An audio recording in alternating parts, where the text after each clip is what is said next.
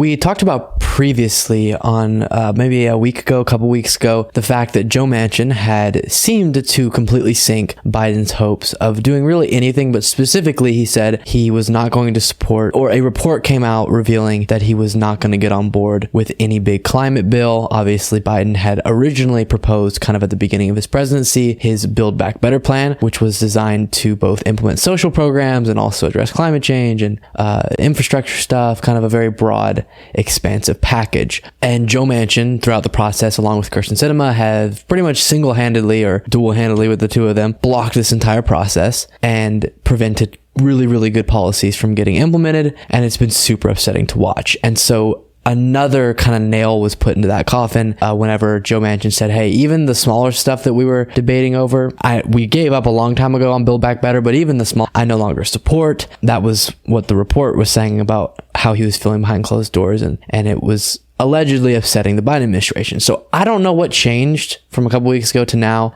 whether maybe Joe Manchin got a lot of backlash, realized that even though he doesn't care so much about the Democratic Party doing good in elections, he doesn't want them to get completely swamped. I don't know why he kind of changed his tune on this, but reporting has come out, and Manchin has come out saying that he is willing to support a good climate bill. It's not amazing, but a bill that's designed to lower carbon emissions and do some other things. So we'll look at the specifics, but overall, I'm excited. It's definitely not enough. It's definitely not at all close to Build Back Better. You can't even compare it to Build Back Better. All of the awesome social programs and stuff kind of have been given up on, but trying to address climate change is good. And so going from us thinking we were going to get absolutely nothing to this is great. Now, it's just proposed. Manchin has just said he's going to support it. He could pull out at any moment, and we haven't yet heard from Sinema, so she could still block. But assuming this actually goes through, it would be definitely a step in the correct direction. So with that being said, let's go ahead and read about it from The Guardian. Is that correct? Yeah, The Guardian. Joe Manchin, the centrist West Virginia senator and coal company owner who has repeatedly thwarted Joe Biden's attempts to pass legislation to tackle the climate crisis, shocked Washington on Wednesday by saying he will support a bill aimed at cutting planet heating emissions. I just want to say mad respect to The Guardian for in this first line saying the centrist West Virginia senator and coal company owner, because that is something that is not mentioned in mainstream media enough, and it is very relevant when talking about someone who's blocking action that would affect the oil and gas industry if it's someone who owns an oil company, which I think if you're in Congress, you shouldn't have any companies that you still own at all, or pretty much as minimal investment in any different industries as humanly possible so that their only focus is getting the best results for their constituents. But that is a discussion for another day. Continuing on, the $369 billion package has been touted by jubilant Democrats as the largest climate bill ever in the United States and even the world. It still faces obstacles before passing, but the support of Manchin, a crucial swing vote in an evenly divided U.S. Senate, appears to augur well for its chances.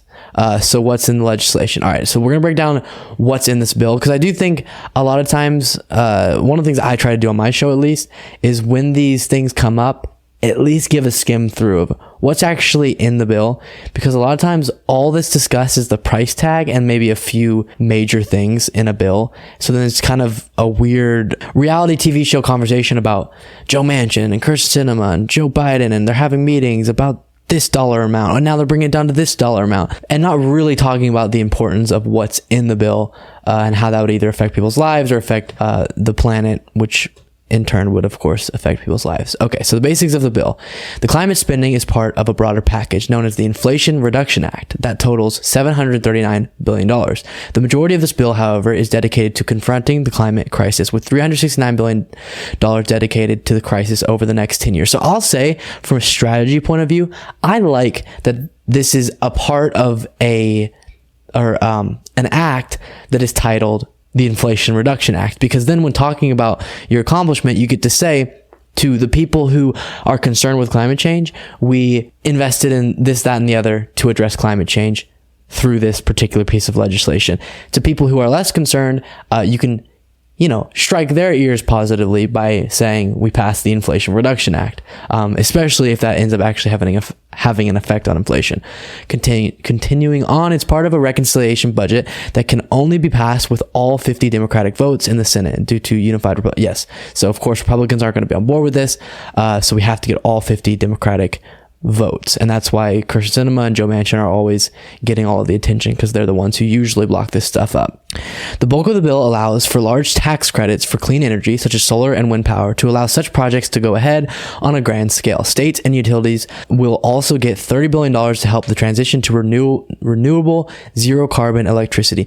This is awesome. I think we talk about a lot, and it looks like they're, doing this. One of the things we did with oil and gas is a lot of subsidies. To this day, we still give subsidies. And for a long time, people have been advocating for, listen, okay, maybe you don't ban the production of certain types of energy, namely oil and gas, but how about you at least stop incentivizing that and incentivize heavily green energy? Because yes, eventually the markets are going to get there, because it's going to be an efficient and kind of the way of the future type energy. And so capitalism will get there, but it's not going fast enough. So you need to give, as the government, a little nudge to the markets, a little nudge to these industries to speed up and move forward and encourage them to do so. So I like that. A new $27 billion clean energy technology accelerator will be created to help advance renewable technology. This is awesome. $3 billion will be given to the U.S. Postal Service to electrify its fleet of trucks, and there will be a new program to drive down leaks of methane, a potent greenhouse gas from oil and gas drilling operations. That's good. You would be surprised how much energy just the U.S. Postal Service uses. A further $20 billion will be spent to promote climate-friendly agricultural practices, and another $5 billion to make American forests better prepared for the wildfires that are increasingly threaten them due to global heating. So I know these are all just kind of numbers being thrown at you. A total multiple $100 billion package investing in climate change. Is it enough? No, we're looking at trillions that we should be investing over the next decade, but we're going from zero. I was expecting zero based on the things we were seeing in the political dynamics in Washington.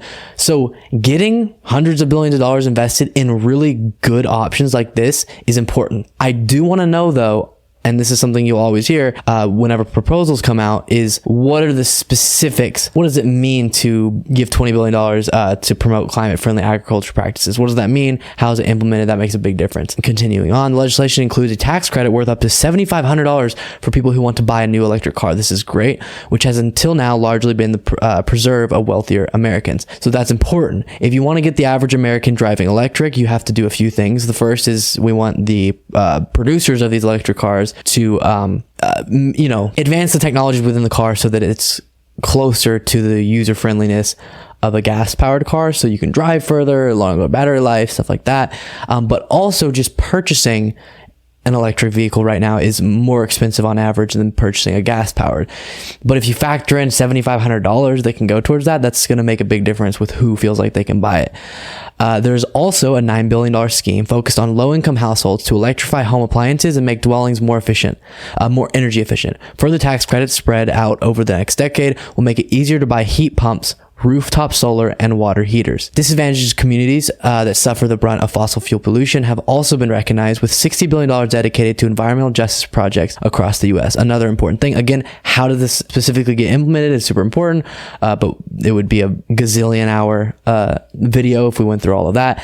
But them trying to address the problem that is caused, where the biggest negative effect of climate change generally is going to hit lower income people, is a good thing that they're addressing that for sure. So getting to the last part I want to look at from this article, when talking about how significant this piece of legislation is, obviously they were talking about in dollar amount, it's very historic, but of course you have to compare the scale of something to the moment that you're in. And the moment we're in calls for something much larger. So just saying it's historic and massive kind of is oversimplifying, but again, still good. Despite its imperfections, the bill is expected by both its authors and independent analysts, this is humongous, to allow the U.S. to cut its emissions by 40% by 2030 based on 2005 levels. This brings the U.S. close to Biden's goal of slashing emissions in half this decade, which scientists have said is imperative if the world is to avoid a catastrophic climate change. So there's so much more to talk about as it kind of continues to get negotiated and goes through the process. We'll stay updated on it.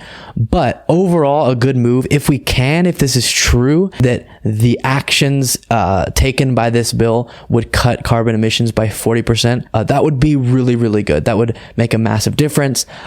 And when looking at the specifics of how this is being funded, it is getting paid for through, top marginal tax rate heightens and things that are affecting wealthier Americans. But we're not, deficit spending, which is a big deal for people like Manchin, not wanting to do that. So it's kind of a win on multiple fronts, and I'm excited to see it. I know a lot of progressives will respond like, ugh, this is not at all what we should have gotten, which I agree with and understand.